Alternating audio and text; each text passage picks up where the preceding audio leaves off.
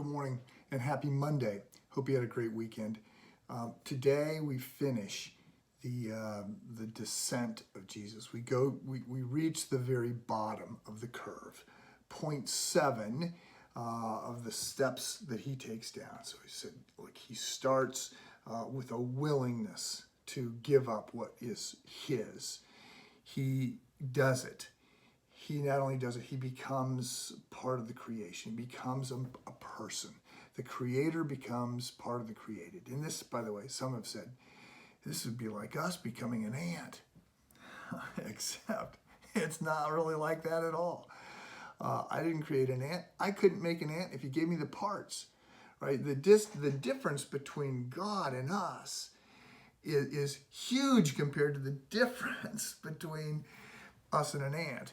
So this was a huge humiliation to become one of us. And it's not just that he was one of us, but he took on the nature of a servant. In the sense that he had the nature of God, he takes on the nature of a servant.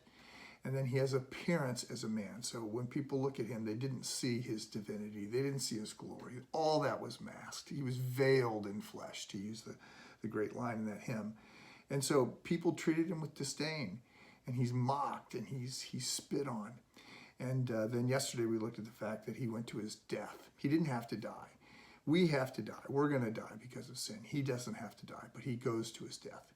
So today I want to hit this passage. It says, even, not just death, but even death on a cross. Jesus didn't die of old age. He didn't die of cancer. He didn't die of COVID. He's murdered.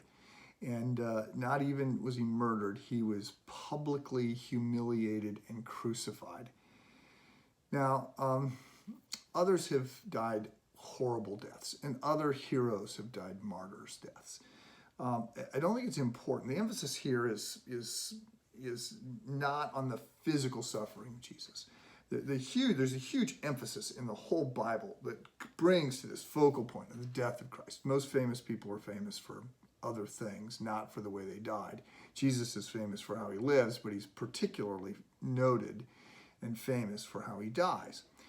But the point is not that the physical suffering was greater than anything else. It was bad. Crucifixion was a horrible way to die. It was, you suffocated, it was slow, it was painful, it was arduous.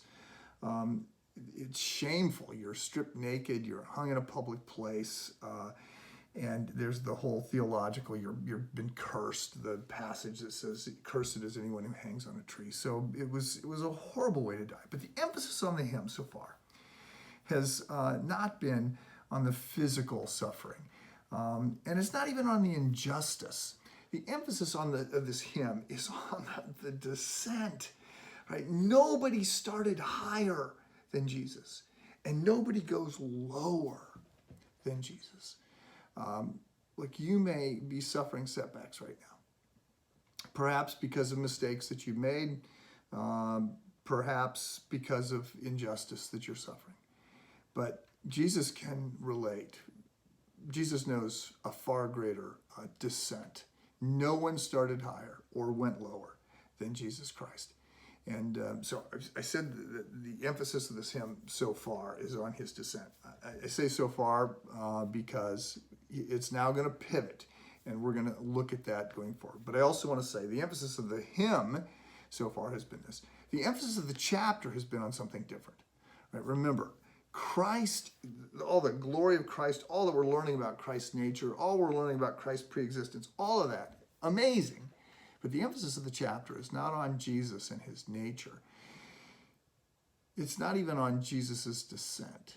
It's the call for us to have the attitude that Christ had and to be servants, to serve, to put ourselves out for others. May that thought guide you today.